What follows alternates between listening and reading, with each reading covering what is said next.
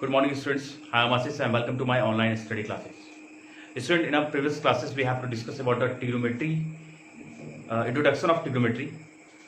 आज हम लोग उससे रिलेटेड प्रॉब्लम करेंगे और ये जो ट्रिग्नोमेट्री का क्लास चल रहा है ये आप लोग के लिए 10th क्लास के जो अभी रिसेंटली एग्जाम देंगे उसके लिए बहुत इंपॉर्टेंट है। तो जो लोग मेरे प्रीवियस वीडियो नहीं देखे हैं वो लोग इसे देखिए और यदि आपको अच्छा लगता है तो उसे लाइक और सब्सक्राइब भी जरूर कीजिए। चलिए, तो आज हम लोग एक्सरसाइज स्टार्ट करने से पहले हम लोग स्टार्ट करते हैं कुछ टॉपिक को। छोटा सा टॉपिक है उसको पहले समझ लेते हैं। Reciprocal of T ratio. Reciprocal of T ratio क्या होता है इसको पहले समझते हैं। तो देखिए, हम लोग जानते हैं साइन थीटा इक्वल टू, यदि थीटा कोई एंगल रूल लेते हैं तो साइन थीटा इक्वल टू क्या होता है पी अपॉन में एच, पी अपॉन में एच। यदि इसी को हम लोग थोड़ा इसका रेसिप्रोकल लिखें, यदि साइन का रेसिप्रोकल क्या हो जाएगा 1 अपॉन में साइन थीटा, है ना। तो यदि इसका रेसिप्रोकल किए हम लोग तो इधर का भी क्या होगा, ये भी चेंज होगा, ये क्या होगा h बाय पी, ये क्या हो जाएगा h बाय पी। आप बता सकते हैं h बाय पी किसका होता है, h by P cosec, very good, cosec theta. यहाँ पर क्या हो जाएगा, ये हो जाएगा कॉसेक थीटा। दैट मीन्स एक यहाँ पर रेसिप्रोकल रेशियो निकल के आया कि 1 अपॉन में साइन थीटा इक्वल टू क्या होता है कॉसेक थीटा। और यदि इसका प्रोडक्ट कर लें हम लोग ये दोनों का तो sine theta into cosec theta equal to कितना हो जाएगा, है ना। एक फॉर्मूला यहाँ से जनरेट होता है। देखिए, कोई भी ट्रिग्नोमेट्री रेशियो यदि अपने के रेसिप्रोकल से जब प्रोडक्ट होता है तो उसका वैल्यू क्या आएगा, हमेशा 1 आएगा। उसका वैल्यू क्या आएगा 1 के बराबर होगा। सिमिलरली हम लोग यदि ऐसा एक और ट्रिग्नोमेट्री रेशियो लिखते हैं आपका first second number cos theta. Cos theta equal to क्या होता है बी अपॉन में एच, है ना, बी अपॉन में एच। लेकिन जब इसका हम लोग क्या करेंगे, इसका रेसिप्रोकल करते हैं तो कॉस थीटा का रेसिप्रोकल क्या हो जाएगा 1 अपॉन में कॉस थीटा। तो इधर भी इसका रेसिप्रोकल होगा H by B, and H by B किसका होता है, ये होता है सेक थीटा का। दैट मीन्स 1 अपॉन में cos theta is equal to sec theta. So if you multiply for cos time sec theta तो cos theta into sec theta equal to कितना हो जाएगा, एक अनदर ट्रिग्नोमेट्री रेशियो यहाँ पर drive होकर सामने आया है। ठीक है, तो इसी तरह से ये आप लोग लिखना चाहे तो लिख भी सकते हैं, नोट करना चाहें। इसी तरह से हम लोग 10 का भी निकाल सकते हैं। तो 3 मेरा रेसिप्रोकल की रेशियो आता है, एक होता है साइन थीटा इंटू में साइन थीटा इक्वल टू हम लोग क्या ले सकते हैं 1 अपॉन में कॉसेक थीटा, या फिर cosec theta is equal to 1 upon में साइन थीटा।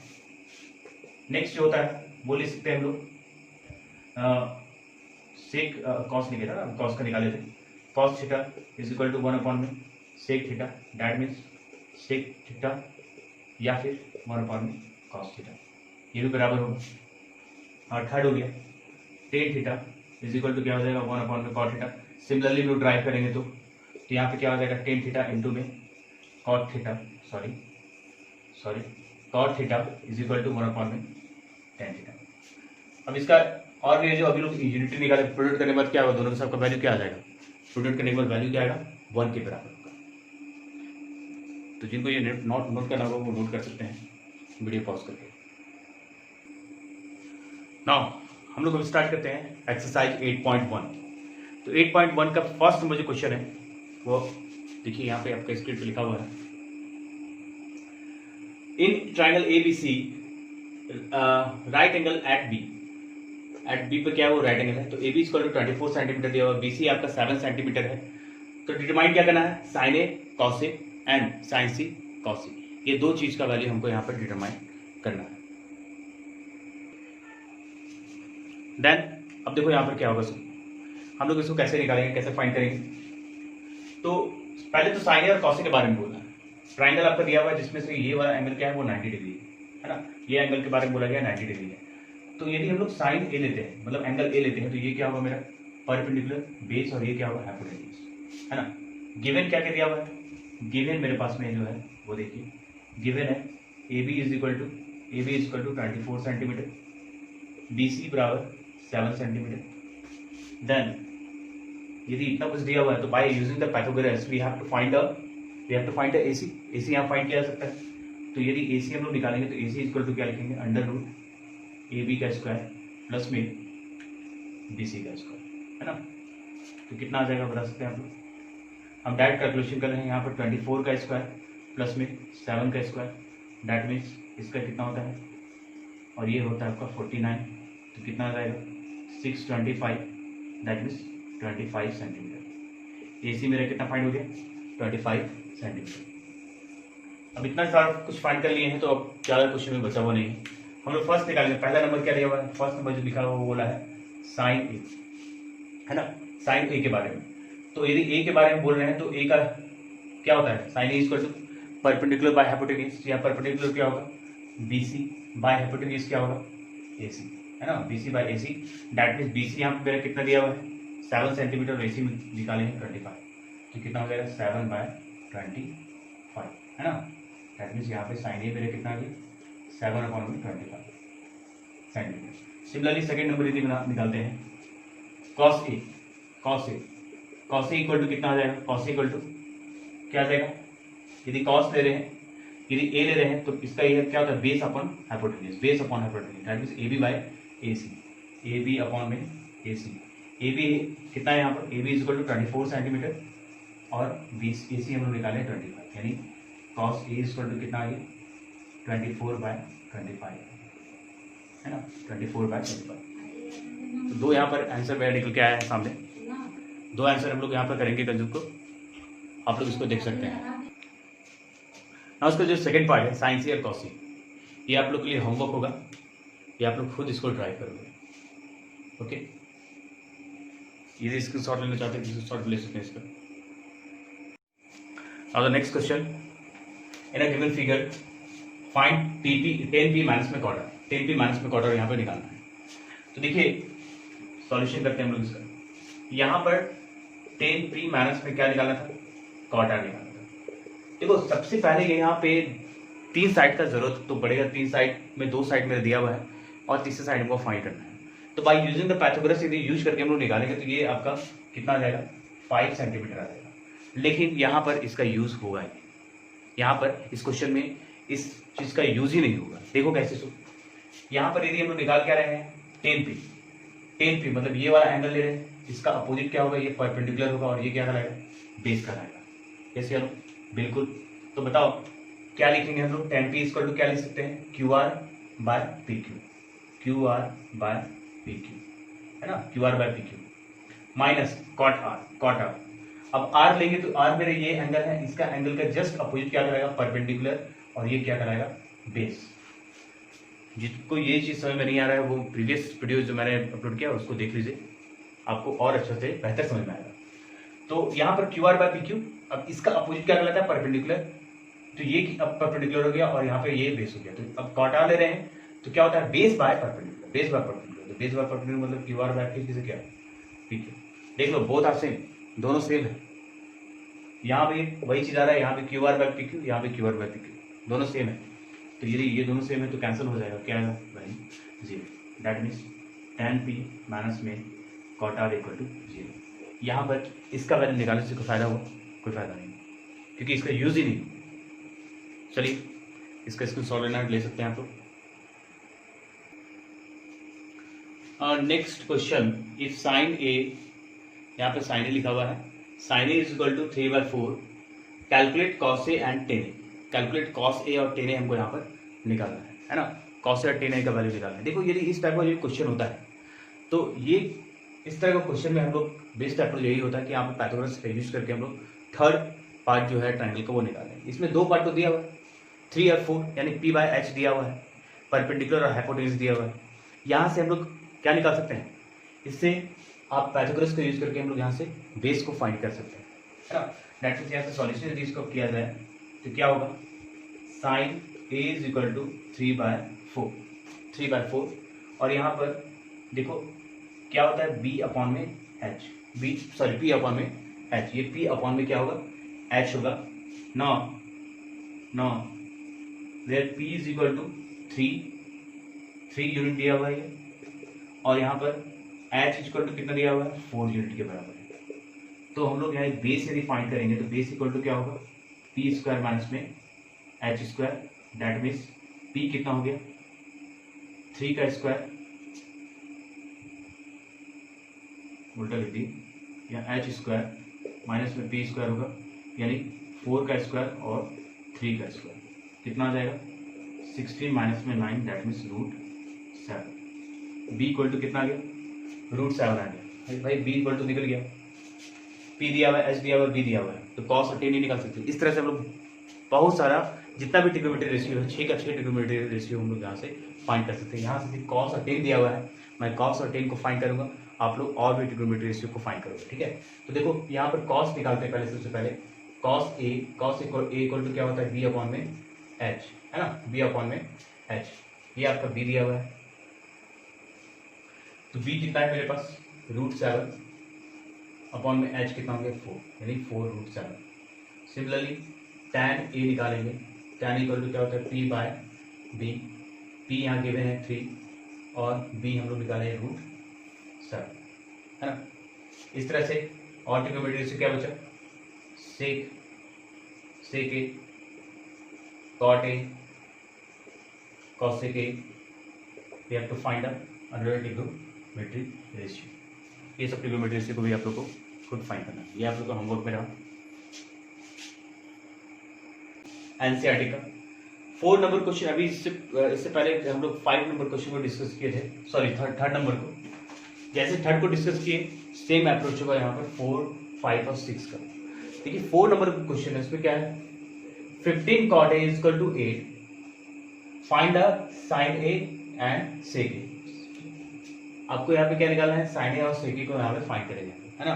नेक्स्ट देखिए given sec theta is equal to 13/12, similarly to the question number 4। जैसे 4 में निकाले हम लोग, इसी तरह यहाँ भी हम लोग फाइंड कर सकते हैं, एच फाइंड करना है, हाइपोटेन्यूज फाइंड हो जाएगा, तो ऑल ट्रिग्नोमेट्री रेशियो निकालने में कोई प्रॉब्लम नहीं होगा। क्वेश्चन नंबर 6 थोड़ा डिफरेंट है, इसके बारे में थोड़ा डिस्कस कर लेते हैं हम लोग। देखिए क्वेश्चन नंबर 6 में क्या है, इफ एंगल ए और बी आ रहा है एक्यूट एंगल दिया हुआ है, एक्यूट एंगल करने का मतलब क्या हुआ those angle which is less then 90 degree and greater than the 0 degree. तो यहाँ पर एंगल ए और बी मेरा एक्यूट एंगल है, such that the cos A equal to cos B और cos A equal to cos B भी दिया हुआ है। तो आपको यहाँ पे सो डाइट करके दिखाना है कि एंगल ए और बी भी मेरा क्या होगा बराबर होगा, है ना। तो इसको सॉल्व करते हैं हम लोग, पहले एक ट्राइंगल ड्रॉ करते हैं हम लोग। ये ट्राइंगल है ए बी सी, है ना, सॉरी यहाँ पे सी होगा, यहाँ सी होगा और यहाँ पर बी। यहाँ सी क्यों हुआ, क्योंकि बी और ए के बारे में क्या बोल रहा है कि एक्यूट एंगल है, अब इसलिए 90 से छोटा हुआ एंगल होगा, तो ये 90 के बराबर है, तो ये सी हो गया, ठीक है। अब ये दोनों एंगल के बारे में बोल रहा है कि ये दोनों एंगल इक्वल होगा कि नहीं होगा, ये हमको शो करके दिखाइए, ये हमको शो करके दिखाना है। तो चलो देखते हैं। सॉरी सर, गिवन क्या दिया हुआ है मेरे पास, जो दिया हुआ है सिर्फ उसी को लिखेंगे हम लोग। गिवन हमारे पास में है cos A equal to cos B, cos A equal to cos B, यही दिया हुआ है। तो बताइए यहाँ से कॉस ए यदि लोग फाइंड करते हैं, कॉस ए, है ना, तो ए का जस्ट अपोजिट क्या होगा परपेंडिकुलर, और ये क्या होगा बेस। तो कॉस इक्वल टू क्या होता है base by hypotenuse, base by hypotenuse, that means AC by A, है ना। यहाँ क्या लिख सकते हैं हम लोग इसको एसी अपॉन में ए बी, एसी अपॉन में A B. Similarly cos B, B का अपोजिट क्या होगा परपेंडिकुलर, ये बेस, तो कॉस बी इक्वल टू क्या होगा base by hypotenuse, base by hypotenuse, that means BC by A B, है ना, बीसी अपॉन में ए बी। अब देख लो एक लाइन में आंसर आ रहा है, बी से बी, ए बी क्या हो गया सही हो गया, तो बचेगा क्या मेरे पास में A C equal to B C, A C equal to क्या बचा बी सी। अब देखो ये कैसा ट्रायंगल है, यदि ए सी और बी सी बराबर आ रहा है, साइड बराबर है, तो ये कैसा ट्रायंगल कराएगा आइसोसेलेस ट्रायंगल कराएगा, that means triangle A, B, C are the isosceles triangle. Here both AB and BC are sides equal. यदि साइड्स दो साइड इक्वल होता है कोई ट्राइंगल का, तो उसका दो एंगल भी क्या होगा बराबर होगा by the property of the triangle, है ना। तो हम लोग यहाँ लिख सकते हैं here AC is equal to BC so that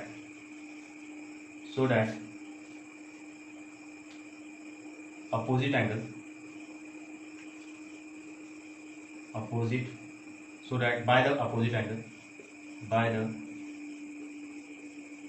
opposite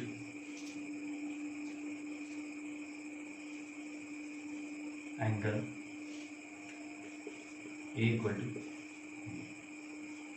यदि साइड्स बराबर होगा तो उसका अपोजिट एंगल से एंगल ए और बी भी मेरा क्या होगा, बराबर हो जाएगा।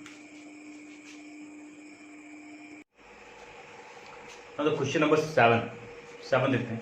अच्छा एक चीज़ और, इससे पहले जो क्वेश्चन था उसमें जो ट्राइंगल बना हुआ था ए सी और ये बी था, तो उसमें जो इंडिकेशन था यहाँ पे ये दो एंगल निकालना था, ये दो एंगल इक्वल करना था, तो ये दोनों इक्वल होगा तो इसका अपोजिट साइड ये इक्वल होगा, है ना। ये गलती से लग गया था यहाँ पे टिक, यहाँ पे टिक नहीं होगा, ये कहाँ पे होगा, ओके। चलिए नेक्स्ट क्वेश्चन देखते हैं हम लोग।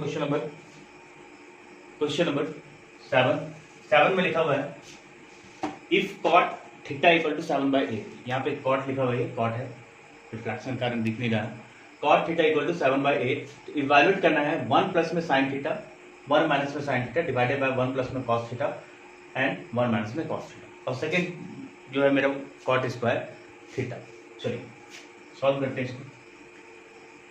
सबसे पहले चीज जो गिवन है, गिवन मेरे पास क्या है, गिवन है cot theta is equal to 7/8, that means ये क्या दिया हुआ है, बी अपॉन में पी, है ना, बी अपॉन पी दिया हुआ है। तो यहाँ से बी तो निकल गया, बी कितना निकल गया 7 यूनिट, और पी मेरा कितना है 8। देन यदि हम लोग यहाँ से एच फाइंड करना चाहें तो एच मेरे पास कितना आएगा, P square plus B square, that means 8 का स्क्वायर प्लस में 7 का स्क्वायर 64, और यहाँ पर 49, है ना, 64 और ये कितना हो जाएगा 49, 64 प्लस में 49। अब यहाँ पे ऐड, यदि इसको ऐड किया जाए तो कितना आ जाएगा, अंडर रूट 4 9 13 और 3 11 113, कितना आ जाएगा 113 आ जाएगा। अब भाई ये 113 आ गया, अब तो यहाँ इजी हो गया निकालना ना। अब देखो कैसे निकालेंगे हम लोग, सारा क्वेश्चन यहाँ पे हो जाएगा।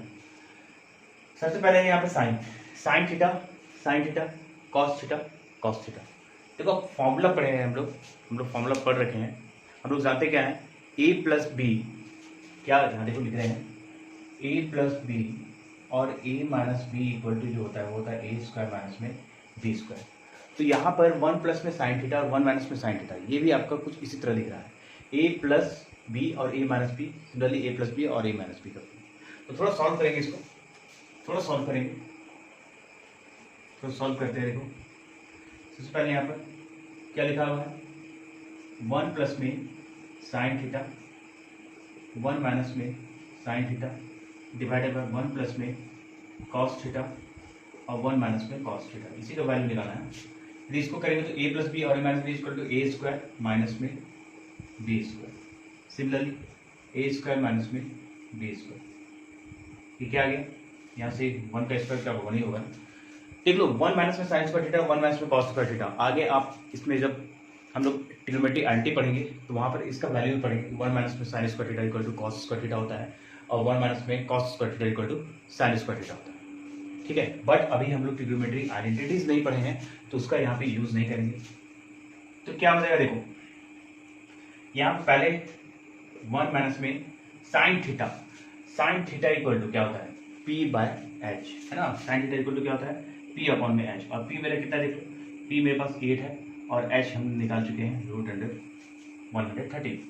तो यहाँ क्या आ जाएगा, 8 अपॉन में √1113 का स्क्वायर, क्योंकि साइन स्क्वायर थीटा है तो यहाँ पे लिख सकते हैं स्क्वायर से। सिमिलरली 1 माइनस में यहाँ पर क्या आ जाएगा, 7 √113 का स्क्वायर, है ना, ये आ गया। इस चीज़ को इरेज करते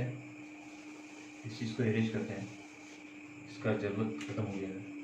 क्या बचेगा, h इक्वल टू √113, ये कितना गया, सॉल्व करेंगे यहाँ से तो कितना आ जाएगा, 1 प्लस में साइन थीटा, 1 माइनस में sine theta, similarly divided by 1 plus में कॉस थीटा और 1 माइनस में cos theta equal to 1 minus में 64/113, 1 माइनस में 49/113। तो यहाँ कितना आ जाएगा 113 माइनस में 64 डिवाइडेड बाय 113 एंड 113 माइनस में 49 डिवाइडेड बाय 113। देखिए 113 से 113 क्या हो गया, कैंसिल हो गया, तो मेरे पास क्या बचा 49/64। ये किसके बराबर है, ये है आपका 1 प्लस में साइन थीटा, 1 माइनस में sine theta divided by 1 plus में कॉस थीटा और 1 माइनस में कॉस थीटा के बराबर। यहाँ तक में कोई दिक्कत।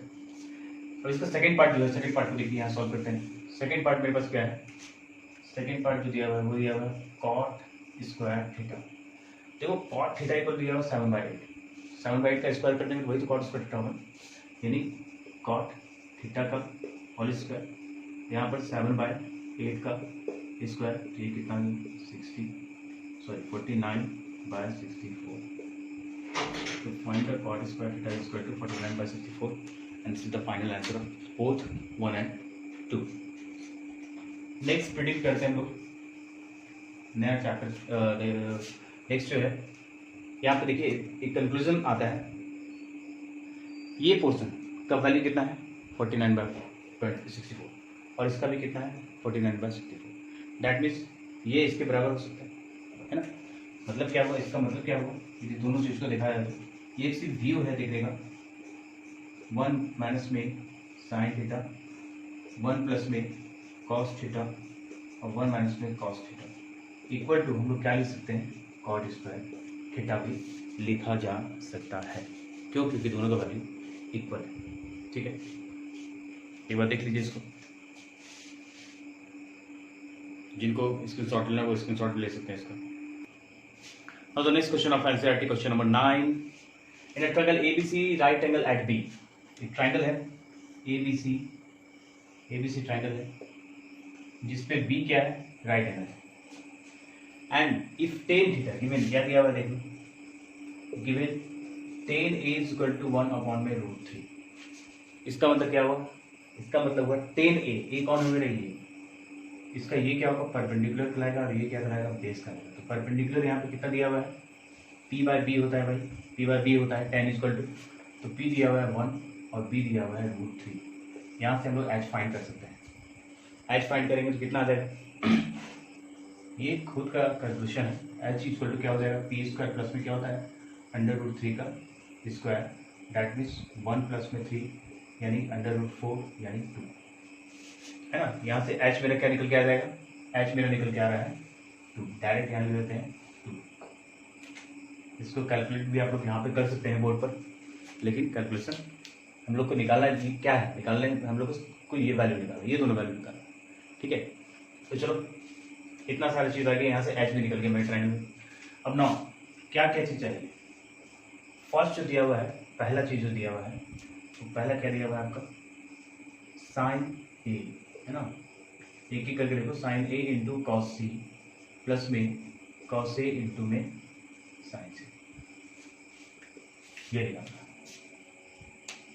तो देख लो साइन ए, पहले ए एंगल की है पी और ये एच, p/h होता है साइन है ना, p/h होता है, तो यहाँ पे साइन ए इक्वल टू क्या लिख सकते हैं 1/2 है ना, 1/2 इंटू कॉस सी, सी यदि लेंगे तो ये p होगा और ये क्या होगा b होगा, ये p होगा और ये क्या होगा b होगा। ये एंगल लेंगे तो क्या होगा, ये परपेंडिकुलर का रहेगा और ये बेस का रहेगा है ना, इसके लिए क्या होगा चेंज हो जाएगा। तो क्या होता है base by hypotenuse, base by hypotenuse, यहाँ पे क्या हो जाएगा 1/2 minus cos A into sign. अब यहाँ देखो फिर से चेंज होगा, कॉस ए होगा, अब ये वाला एंगल ले रहे हैं तो ये क्या हो जाएगा परपेंडिकुलर हो जाएगा और ये क्या हो जाएगा बेस है ना। तो यहाँ क्या हो जाएगा cos A equal to base by hypotenuse यानी √3/2 into sine C, sine C ले रहे हैं, फिर से ये परपेंडिकुलर और ये क्या बेस, तो perpendicular by hypotenuse that means √3/2। ठीक है, ठीक है, बिल्कुल ठीक है। अब 1 1 से मल्टीप्लाई करेंगे तो यहाँ क्या आएगा 1/4 प्लस 3/4, तो कितना हो गया भाई 4/4 इज इक्वल टू 1। यानी इतना लंबा चीज़ का वैल्यू क्या है, बहुत छोटा सा, खुदा पहाड़ निकली चाहिए वाला हिसाब यहाँ पे आ गया। यानी ये किसका वैल्यू आ गया, sine A into cos C plus में cos A into sine C equal to 1। ठीक है, इसको यहाँ से मिटाइए, यहाँ 1 लिखिए, यहाँ पर 4/4 कर दिया 1, खेल खत्म।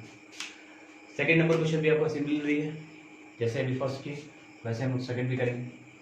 देखिए सेकंड का भी आप कुछ लगा देते हैं यहाँ पर। देखो सेकंड नंबर क्वेश्चन में क्या है, ये लिखा हुआ है कॉस ए इंटू में cos C minus sign A into में साइन सी। आगे क्लास 11 जब हम लोग जाएंगे तो वहाँ पर इसी का फॉर्मूला निकलता है, cos A into cos C और sine A into sine C is equal to जो वहाँ पर हो जाएगा वो क्या हो जाएगा, कॉस ए प्लस में सी। बट अभी हम लोग को वो चीज़ नहीं देखना है। यहाँ पर देखिए कॉस ए, फिर से कॉस ए, तो ये बी, ये पी हो जाएगा और ये क्या हो जाएगा, बी हो जाएगा। तो b/h मतलब √3/2 इंटू कॉस सी। अब कॉस सी लिखेंगे तो ये p हो जाएगा और ये b हो जाएगा, यानी b/h ये रिलेशन लेंगे, ये 1/2 माइनस देखो साइन ए ले लेते हैं, तो ये हो जाएगा p और ये हो जाएगा b, यानी p/h यानी 1/2। और similarly sine C equal to क्या हो जाएगा, √3/2। तो कितना हो गया, √3/4 माइनस √3/4, दोनों कैंसिल, वैल्यू 0, यानी cos A into cos C minus में sine A into sine C equal to कितना है, 0। किसी को कन्फ्यूजन यहाँ पर नहीं होना चाहिए, बहुत सिंपल सा कैलकुलेशन था। जिसको स्क्रीनशॉट लेना है वो ले सकते हैं इसका। और नेक्स्ट क्वेश्चन देखिए, इन ट्राइंगल PQR, ये PQR ट्राइंगल में एंगल Q जो है वो 90 डिग्री है। एंगल Q में कितना है, ये 90 डिग्री है। PR प्लस में QR इक्वल टू दिया हुआ है 25 centimetre. PQ equal to 5 centimetre. Determine the all नहीं, the value of sine P, cos P and tan। ठीक है, तो यहाँ पर दो साइड्स का रिलेशन दिया हुआ है और एक का वैल्यू दिया हुआ है। वैल्यू किसका दिया हुआ है, PQ इक्वल टू लिखा हुआ 5 सेंटीमीटर, है ना। तो हमको पहले तो ये रेशियो निकालने के लिए, रेशियो निकालने के क्या करना पड़ेगा, सारा साइड्स को हम लोग को क्या करना पड़ेगा, फाइंड करना पड़ेगा इसका। चलिए करते हैं सॉल्यूशन।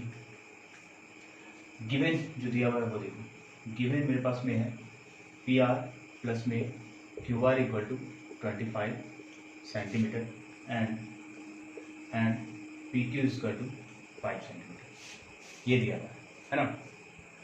तो चलो पहले क्या करते हैं, यहाँ से PQ प्लस में QR से PR निकाल देते हैं। यदि PR यहाँ से निकाल लेंगे तो कितना हो जाएगा, 25 माइनस में Q, है ना, 35 माइनस में QR, एक निकल गया। और दूसरा क्या दिया हुआ है, PQ इक्वल टू 5 सेंटीमीटर, ये मेरे पास given. Now by using the Pythagoras, यहाँ सीधा क्या लिखेंगे, नाउ बाय यूजिंग पाइथागोरस यदि यहाँ लगाते हैं तो क्या आएगा, देख लो, PR का स्क्वायर इज इक्वल टू क्या हो जाएगा, PQ का स्क्वायर प्लस में QR का स्क्वायर, है ना। PR का स्क्वायर इक्वल टू PQ का स्क्वायर प्लस में QR का स्क्वायर।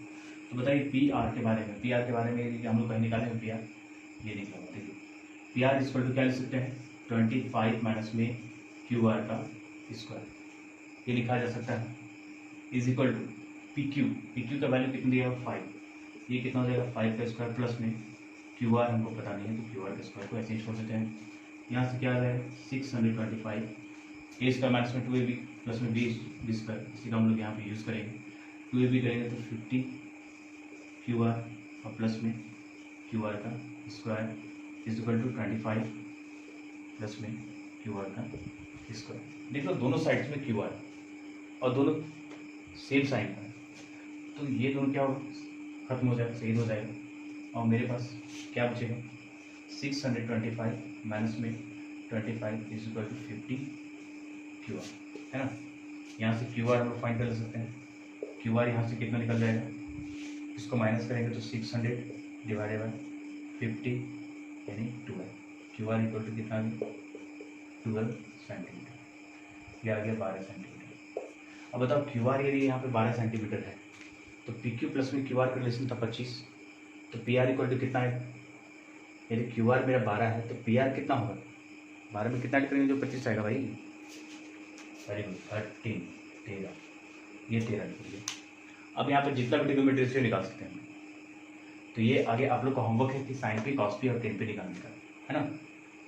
यहाँ पर यदि साइन पी निकालेंगे तो क्या होगा, कॉस पी निकालेंगे तो क्या होगा, और टेन पी निकालेंगे तो क्या होगा। इस आपको ये आपका होमवर्क है, ये होमवर्क आप लोग कर सकते हैं, ये सारा ट्रिग्नोमेट्री रेशियो दिया हुआ है। तो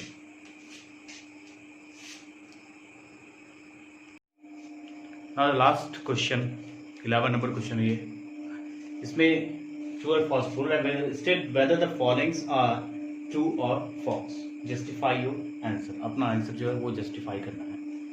तो देखते हैं, समझते हैं एक एक क्वेश्चन को। फर्स्ट मुझे क्वेश्चन लिखा हुआ देखो, the value of tan a is always less than 1, क्या tan a का जो वैल्यू होगा वो हमेशा 1 से छोटा होगा, इस चीज को पहले समझते हैं। तो देखो tan a is equal to, हम लोग क्या कहते हैं कि tan a is equal to जो होता है वो होता है p अपॉन में h perpendicular, sorry p upon में b परपेंडिकुलर बाय बेस, है ना। यदि एक ट्राइंगल ड्रॉ करें हम लोग यहाँ पर, ये ट्राइंगल ड्रॉ करते हैं a b c, ये परपेंडिकुलर हुआ, ये बेस हुआ, और ये क्या होगा हाइट, है ना। यदि tan a लेंगे तो, अच्छा tan a लेंगे तो ये उल्टा हो जाएगा, ये उल्टा हो जाएगा, चलो कोई लेकिन देखो इस केस में यदि मान लेते हैं कि परपेंडिकुलर बेस में दोनों में से कोई भी कभी बड़ा हो सकता है, कभी छोटा हो सकता है, कभी ये बड़ा हुआ, कभी ये बड़ा हुआ, कोई बड़ा हो सकता है। तो यदि इफ यहाँ पर परपेंडिकुलर ग्रेटर हुआ, किससे, बेस से, परपेंडिकुलर यदि बेस से बड़ा हुआ, तब यहाँ पर tan a का जो वैल्यू होगा, tan a का वैल्यू मान लो ये आपका 10 है और ये आपका 6 है, तो 10 अपॉन में 6, तब तो 1 से बड़ा हो गया ये नंबर, तब तो 1 से बड़ा हो गया, तब तो ये 1 से बड़ा हो गया। लेकिन यदि इफ परपेंडिकुलर जो है वो बेस से छोटा है, मान लेते हैं ये 6 था, अब ये 10 हो गया, तब यहाँ पर tan a का जो वैल्यू होगा वो 6 अपॉन में 10 हो जाएगा। दैट मीन्स अब यहाँ पर क्या हो गया, ये वैल्यू स्मॉल हो गया, 1 से छोटा हो गया, है ना, तो ये 1 से छोटा हो गया। दैट मीन्स इफ यहाँ पर कंडीशन क्या आएगा, देखो ये स्टेटमेंट को जस्टिफाई कैसे करेंगे हम लोग, if p is greater than b then the value of a is greater than 1, लेकिन if p is less than b then the value of a tan a is less than 1। So जो पहला जो लिखा हुआ है कि tan a is always less than, तो ये ऑलवेज होने के कारण, क्योंकि हमेशा 1 नहीं आ सकता, आप देख सकते हो हमेशा 1 नहीं आ सकता, यहाँ पर देखो हमेशा 1 नहीं आ सकता, सो यहाँ पर ये क्या हो जाएगा, फॉल्स हो जाएगा, है ना, ये क्या हो जाएगा आपका, फॉल्स हो जाएगा। पहला स्टेटमेंट आपका क्या हो जाएगा, फॉल्स, किसके कारण, ऑलवेज होने का। हाँ यदि यहाँ पे ये लिखा होता कि tan a is less then, क्या tan a लेस देन हो सकता है, 1 से छोटा हो सकता है, तो हो सकता है, ये हो सकता है, लेकिन ये ऑलवेज यहाँ पे लगा हुआ है, इसके कारण ये क्या होगा, ये फॉल्स हो जाएगा। फर्स्ट स्टेटमेंट मेरा फॉल्स हुआ। क्यों फॉल्स हुआ, जस्टिफाई करने के लिए आप ये रीजन दे सकते हो कि if p is greater than b then tan a is less than 1, और यदि p लेस देन होगा b से, तब वहां पर क्या होगा, tan a का जो वैल्यू है 1 से छोटा हो जाएगा। नेक्स्ट सेकंड नंबर जो है वो देखिए, सेकंड नंबर क्या है, सेकंड नंबर में है sec a is equal to 12/5 for some value of angle a। तो ऑब्वियसली हो सकता है sec a इक्वल टू क्या होता है भाई, यहाँ लिखते हैं हम लोग, sec a इक्वल टू क्या होता है, हम लोग जानते हैं कि sec a इक्वल टू जो होता है वो होता है, किसका उल्टा होता है, ये cos का उल्टा होता है, तो cos का उल्टा क्या होगा, b अपॉन में h, तो यहाँ हो जाएगा h अपॉन में b, है ना, h अपॉन में b, मतलब यहाँ पे 12/5। यदि एक ट्रायंगल ड्रॉ करें तो ये हाइपोटेनियस होगा, हाइपोटेनियस हमेशा बड़ा होता है, ये 5 है, हाइपोटेनियस हमेशा बड़ा होता है, तो yes this is the right, ये क्या हुआ, ये जो लिखा हुआ है वो सही है, क्योंकि हाइपोटेनियस हमेशा दो साइड से, रिमेनिंग साइड से बड़ा होगा, है ना। तो हम लोग बोल सकते हैं कि sec is equal to 12/4 for some angle of a। तो ये आपका क्या होगा, ट्रू स्टेटमेंट हो जाएगा, है ना। यदि ये ऐसे लिखा होता, यदि 12/5 नहीं होगा, 5/12 लिखा होता, तब यहाँ पर क्या होता, तब यहाँ पर 5/12 यदि लिखा होता तो इस केस में ये गलत हो जाता, है ना, ये गलत हो जाता। क्यों गलत हो जाता? क्योंकि यहाँ पर बेस जो हो रहा है बड़ा हो जा रहा है और हाइपोटेन्यूज क्या हो रहा है, छोटा हो जा रहा है, जो कि राइट एंगल ट्रायंगल में पॉसिबल नहीं है ना। चलिए ये समझ में क्या है आप लोग। तो यहाँ पर क्या है 12/5, 12/5। चलिए नेक्स्ट क्वेश्चन है, cos A is the abbreviation used for the cosecant of angle A। क्या cos A जो होता है वो उसका एब्रिविएशन कॉन्सिक्वेंट होता है? नहीं। cos का शुरू में हम लोग पढ़े हैं कि cos A का जो एब्रिविएशन होता है वो क्या होता है, कोसाइन होता है, कोसाइन होता है। और cosec जो होता है उसका एब्रिविएशन होता है कॉन्सिक्वेंट, ठीक है। cos का कोसाइन होता है एब्रिविएशन और cosec का cosec का क्या होता है, कॉन्सिक्वेंट, ठीक है। एक नया इसका एब्रिविएशन इस बार आया है जिसको हम लोग CSC बोलते हैं, CSC। ये इसका न्यू एब्रिविएशन है, शॉर्टकट में इसको CSC बोला। चलिए तो ये इसका भी क्या हो जाएगा, ये आपका फॉल्स हो जाएगा, ये फॉल्स हो जाएगा क्योंकि cos का क्या होता है, कोसाइन होता है, तो ये आपका फॉल्स, ये भी फॉल्स हो जाएगा। नेक्स्ट आपको देखिए, cot A is the product of cot and A। क्या ऐसा होता है क्या कि cot A जो है वो प्रोडक्ट है आपका cot इंटू में A का? ऐसा होता है क्या? नहीं होता, इट इज़ द रॉन्ग, ये गलत है। क्योंकि एब्रिविएशन में हम लोग पढ़े हैं कि जब भी हम लोग ये लिखते हैं तो ये इसका क्या होता है, ये एंगल को रिप्रेजेंट करता है, cot के एंगल को रिप्रेजेंट करता है, ना कि प्रोडक्ट को रिप्रेजेंट करता है। So this is the false, ये भी आपका क्या हो जाएगा, फॉल्स हो जाएगा, ये भी आपका हो जाएगा फॉल्स। एंड लास्ट जो लिखा हुआ है देख लो, sin theta equal to 4/3 for some angle theta. क्या ये सही है कि sin थीटा इक्वल टू 4/3 हो सकता है? तो देखते हैं, sin थीटा इक्वल टू क्या होता है, P/H होता है, जो कि लिखा हुआ है 4/3। यहाँ देख लो, यहाँ पे देख लो, इस ट्रायंगल में आपका परपेंडिकुलर जो है वो 4 है और हाइपोटेन्यूज 3 है। क्या ये पॉसिबल है? अब इससे पहले वाले क्वेश्चन में बताया ये पॉसिबल नहीं है ना। It's not a possible because the hypotenuse is the longest side of any right angle triangle. So this statement is a false, ये भी आपको क्या हो जाएगा, फॉल्स। तो इसमें ट्रू कौन होगा, सेकेंड, बाकी सब का सब फॉल्स हो जाएगा। आई थिंक ये आपको समझ में आया होगा ये चीज़। यदि समझ में आया और अच्छा लगा हो तो आप लोग इसको लाइक कीजिए और सब्सक्राइब कीजिए। नेक्स्ट क्लास में हम लोग फिर मिलेंगे और न्यू चीज़ इंट्रोड्यूस करेंगे, एंगल, ट्रिग्नोमेट्रीज, रेशियो विथ एंगल। तब तक के लिए गुड बाय।